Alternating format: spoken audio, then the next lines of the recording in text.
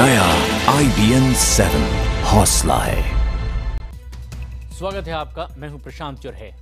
आइए देखते हैं हमारा खास बुलेटिन सुपरफास्ट न्यूज। आम आदमी पार्टी के नेता कुमार विश्वास को आज दिल्ली महिला आयोग ने अपने दफ्तर में हाजिर होने को कहा है। दरअसल आम आदमी पार्टी की एक महिला कार्यकर्ता ने आरोप लगाया था कि कुमार विश्वास उनके साथ अवैध संबंधों की अफवाहों पर चुप्पी साधे हैं। दिल्ली महिला आयोग की अध्यक्ष बरखा शुक्ला सिंह के मुताबिक पीड़ित लड़की ने इस मामले में पुलिस कमिश्नर के साथ साथ दिल्ली के मुख्यमंत्री अरविंद केजरीवाल को भी शिकायती पत्र भेजा है। आम आदमी पार्टी की एक महिला कार्यकर्ता के आरोपों पर कुमार विश्वास का कहना है कि वो डरने वाले नहीं हैं और आखिर तक लड़ेंगे। कुमार विश्वास ने यह भी कहा कि राजनीति छुड़वाने के लिए ही उन पर इस तरह के आरोप लगाए जा रहे हैं। वहीं आम आदमी पार्टी नेता संजय सिंह ने भी कहा कि पार्टी को लगातार निशाने पर लिया जा रहा है। संजय सिंह का कहना है कि महिला ने खुद 31 मार्च 2015 को अपराध शाखा में 4 लोगों के खिलाफ शिकायत दर्ज कराई और उन पर खुद को बदनाम करने का आरोप लगाया। संजय के मुताबिक महिला की किसी शिकायत में अवैध संबंध का जिक्र नहीं किया गया, जबकि इसे इस तरह से प्रचारित किया जा रहा है जैसे ये अवैध संबंध का मामला हो। कुमार विश्वास पर आरोप कहीं किसी साजिश का हिस्सा तो नहीं? ये सवाल इसलिए उठ रहा है क्योंकि कुमार विश्वास पर आरोप लगाने वाली महिला जब मीडिया को बयान देने सामने आई तो एक शख्स ने रटाया कि उसे क्या बोलना है और क्या नहीं बोलना है। आपको ये बोलना है कि जो भी चीजें तो पहले मैंने बोल चुकी हूँ, ठीक है नहीं? और फालतू बनने हुआ अगर मेरे ऊपर आरोप लगे, ना मैं किसी बीजेपी के जरिए ना ही किसी पार्टी की वजह, मेरे ऊपर इस तरह के आरोप निराधार है। अगर उन्हें डर है तो सामने बैठ कर मुझसे बात करें बस। और मुझे इनसे जान का खतरा है, उन्हें ये मुझे मरवा सकते हैं। कौन सी वो संतोष को लेकर? हाँ, संतोष, ठीक है। पता चला है कि इस शख्स का नाम जगत अवाना है, जिसका रिश्ता युवा कांग्रेस से रह चुका है। आम आदमी पार्टी नेता कुमार विश्वास पर लगे आरोपों के बाद राजनीतिक हलकों में तीखी प्रतिक्रिया देखने को मिली। कांग्रेस ने कुमार विश्वास के खिलाफ जांच की मांग करते हुए कहा कि कानून से ऊपर कोई नहीं है, ऐसे में जांच कर दोषी को सजा देनी चाहिए। वहीं बीजेपी ने साफ कहा कि आरोप लगाने वाली महिला सीएम अरविंद केजरीवाल के पास भी गई थी, लेकिन उसकी कोई सुनवाई नहीं हुई। बीजेपी के मुताबिक महिला आयोग के नोटिस के बाद साफ हो गया है कि आम आदमी पार्टी में महिलाओं की कोई सुनवाई नहीं है। महाराष्ट्र में आम आदमी पार्टी को बड़ा झटका लगा है। सोमवार को पुणे में आम आदमी पार्टी के 100 से ज्यादा नेताओं और कार्यकर्ताओं ने पार्टी से इस्तीफा दे दिया। केजरीवाल पर तानाशाह होने का आरोप लगाते हुए इस्तीफा देने वाले नेताओं ने ऐलान किया कि वो अब योगेंद्र यादव के स्वराज अभियान के लिए काम करेंगे। इस्तीफा देने वालों में मारुति भापकर और संजीव साने जैसे महाराष्ट्र के आम आदमी पार्टी के बड़े नेता शामिल हैं। बजट सत्र के दूसरे हिस्से के आखिरी दिनों में भी संसद में हंगामा रहने की आशंका है। जहां सरकार के लिए जीएसटी, रियल एस्टेट बिल, भूमि अधिग्रहण कानून को पारित कराना प्राथमिकता है, वहीं विपक्ष इन मुद्दों पर अपना विरोध जताने के लिए पूरी तरह से तैयार है। बजट सत्र के दूसरे हिस्से में लोकसभा का ये आखिरी हफ्ता है। लोकसभा 8 मई और राज्यसभा 13 मई तक चलेगी। आज सरकार रियल एस्टेट बिल राज्यसभा में पेश कर सकती है। पिछले हफ्ते भी सरकार ने इसे पेश करने की कोशिश की थी, लेकिन विपक्षी दलों की मांग थी कि सरकार इस बिल को सेलेक्ट कमेटी के पास भेजे। विपक्ष का आरोप है कि सरकार मनमाने तरीके से काम कर रही है। पिछले हफ्ते ही कांग्रेस उपाध्यक्ष राहुल गांधी ने बाकायदा दिल्ली एनसीआर के फ्लैट मालिकों से मुलाकात भी की थी। कांग्रेस ने पंजाब के मोगा में हुई घटना को बड़े पैमाने पर संसद में उठाने की योजना बनाई है। मोगा में जिस बस से लड़की को फेंका गया था वो सूबे के उप मुख्यमंत्री सुखबीर सिंह बादल की कंपनी की थी। कांग्रेस नेता अमरिंदर सिंह आज लोकसभा में स्थगन प्रस्ताव पेश कर सूबे की बिगड़ती कानून व्यवस्था पर चर्चा की मांग करेंगे। पंजाब के विधानसभा चुनाव 2017 में होने हैं। ऐसे में कांग्रेस अकाली और बीजेपी सरकार को घेरने का कोई मौका नहीं छोड़ना चाहती।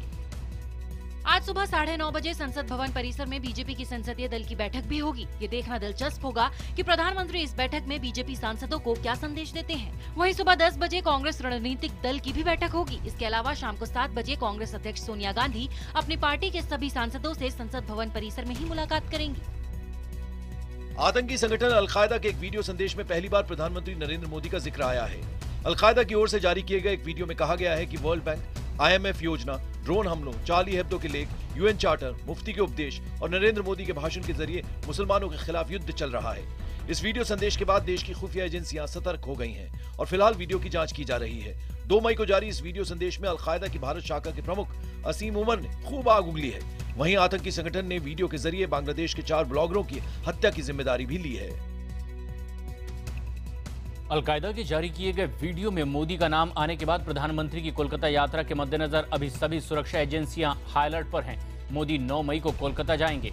केंद्र सरकार ने कोलकाता पुलिस को ज्यादा से ज्यादा सावधानी बरतने के निर्देश दिए हैं और लाल बाजार के अधिकारी इस समय प्रधानमंत्री के काफिले का रूट तैयार करने में जुटे हुए हैं। किसी भी तरह की अनहोनी रोकने के लिए करीब 20,000 सिपाही तैनात होंगे। कोलकाता दौरा मोदी के लिए बेहद खास है। अपनी एक दिन की कोलकाता यात्रा के दौरान पीएम मोदी रामकृष्ण मठ और मिशन ऑर्डर के अध्यक्ष स्वामी आत्मानंद महाराज से भी मुलाकात करेंगे। स्वामी आत्मानंद मोदी के गुरु हैं और उनके कहने पर ही सन्यासी जीवन की तरफ बढ़ रहे मोदी ने राजनीति में कदम रखा। पीएम नरेंद्र मोदी ने चीन दौरे से पहले वहां की लोकप्रिय माइक्रो ब्लॉगिंग साइट सीना वेबो पर अपनी धमाकेदार मौजूदगी दर्ज करवाई है। सोमवार को connect with PM Narendra Modi नाम से खाता खुलने के घंटे भर में ही प्रोफाइल को 7,000 से ज्यादा लोगों ने देखा। वेबो पर इस तरह पहली बार किसी भारतीय नेता ने अपनी मौजूदगी दर्ज करवाई है। पीएम 14 से 16 मई के बीच चीन दौरे पर हैं। उन्होंने चीनी भाषा में पहला पोस्ट करते हुए लिखा, हेलो चाइना, वेबो के जरिए चीनी मंत्रियों से जुड़ने के लिए उत्सुक हूँ। AIMIM के सांसद असदुद्दीन ओवैसी ने बीजेपी के 2 वरिष्ठ नेताओं अटल बिहारी वाजपेयी और लाल कृष्ण आडवाणी पर निशाना साधा है। ओवैसी ने वाजपेयी और आडवाणी पर बाबरी मस्जिद मामले का दोषी होने का आरोप लगाते हुए कहा कि वाजपेयी से भारत रत्न और लाल कृष्ण आडवाणी से पद्म विभूषण वापस लेना चाहिए। ओवैसी के बयान पर पलटवार करते हुए बीजेपी ने कहा कि सांप्रदायिक राजनीति की राह पर चलने वालों के सपने पूरे नहीं होने वाले। बीजेपी ने दोनों नेताओं को देश के लिए सम्मानित बताते हुए कहा कि इस तरह के बयानों पर प्रतिक्रिया देना भी वो सही नहीं मानते। उत्तर प्रदेश के बिजनौर में पुलिस का अमानवीय चेहरा सामने आया है। यहां सड़क के किनारे खून से लथपथ मिली मानसिक रूप से कमजोर एक महिला के पुलिस के हाथ पैर बांध दिए।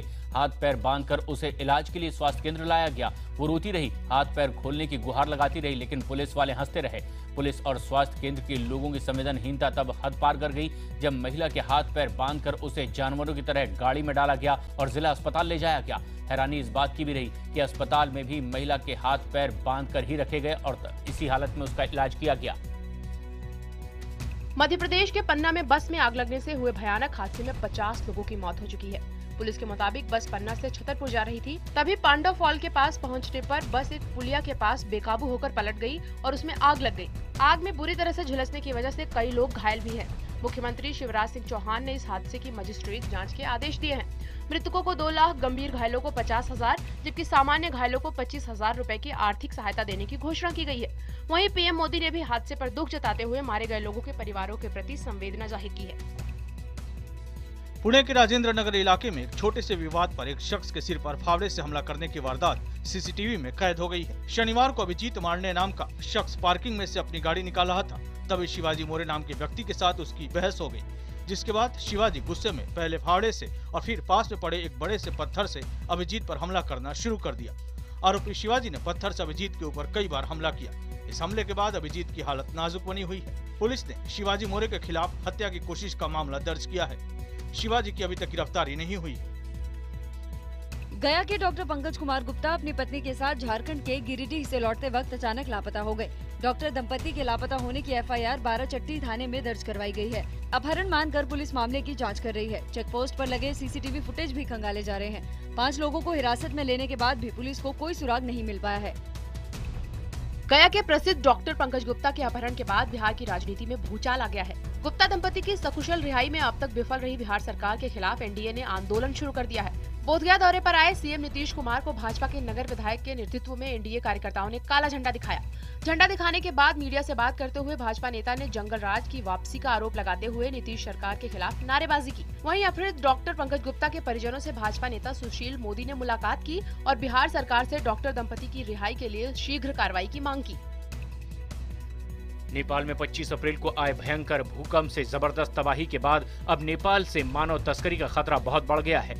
भारतीय सुरक्षा एजेंसियों को डर है कि नेपाल से महिलाएं और बच्चों की मानव तस्करी में तेजी आ सकती है। नेपाल लंबे वक्त से मानव तस्करी का केंद्र रहा है और मौजूदा हालात में जब लोगों के मकान दुकान सब बर्बाद हो गए हैं, इस वजह से यह आशंका और तेज हो गई है। नेपाल से सटी भारतीय सीमा समेत एयरपोर्ट पर भी चौकसी बरती जा रही है। दिल्ली में फसल बर्बादी पर मुआवजा मिलने में हो रही देरी पर दिल्ली बीजेपी के अध्यक्ष सतीश उपाध्याय ने आरोप लगाते हुए कहा है कि मुआवजे को लेकर दिल्ली सरकार की तरफ से रखी गई शर्तें गलत है। सतीश उपाध्याय ने 24 घंटे के ग्रामीण प्रवास के दौरान खेड़ा कला, बख्तावरपुर, पल्ला, हमीदपुर, बाकनेर और नरेला के गाँवों में किसानों से मुलाकात की। सतीश उपाध्याय का ग्रामीण प्रवास आज सुबह 8 बजे खत्म होगा। महाविलय की प्रतिक्रिया पूरी करने के लिए आज दिल्ली में समाजवादी पार्टी के मुखिया मुलायम सिंह यादव के घर बाकी पार्टियों के नेता जुटेंगे। बैठक में शामिल होने के लिए RJD चीफ लालू प्रसाद यादव सोमवार रात दिल्ली पहुंच गए हैं। संभावना जताई जा रही है कि बिहार के मुख्यमंत्री नीतीश कुमार भी इस बैठक में शामिल हो सकते हैं। पटना से रवाना होने से पहले बातचीत में लालू यादव ने बीजेपी पर जमकर निशाना साधा। भाजपा का भास कबर रहा है, पतन हो रहा है भाजपा का नाम लेने वाला कोई नहीं मिलेगा।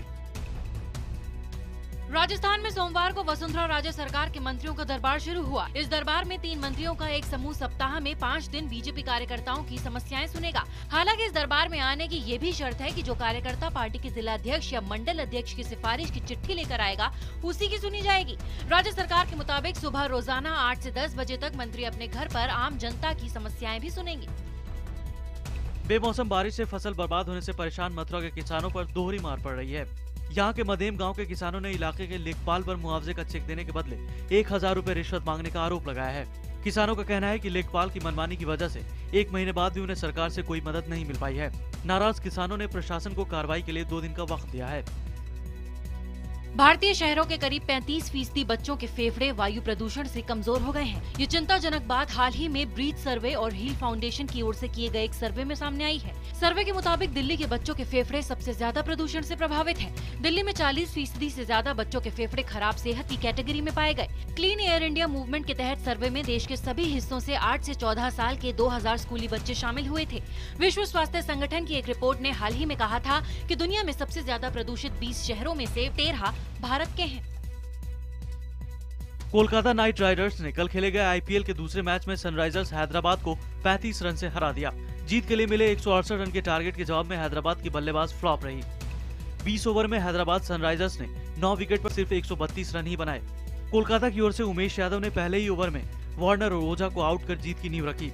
कोलकाता की ओर से उथप्पा, गंभीर, मनीष पांडे और पठान ने अच्छी बल्लेबाजी की। कल आईपीएल के पहले मैच में चेन्नई सुपर किंग्स ने रॉयल चैलेंजर्स बेंगलुरु को 24 रन से हरा दिया। इस जीत के साथ ही चेन्नई एक बार फिर पॉइंट टेबल में टॉप पर पहुंच गई है। चेन्नई ने बेंगलुरु के सामने जीत के लिए महज 149 रनों का टारगेट दिया था, लेकिन बेंगलुरु की पूरी टीम 19.4 ओवर में सिर्फ 124 रन पर ही सिमट गई। कोहली ने सबसे ज्यादा 48 रन बनाए, वहीं चेन्नई की ओर से सबसे ज्यादा 52 रन रैना ने बनाए।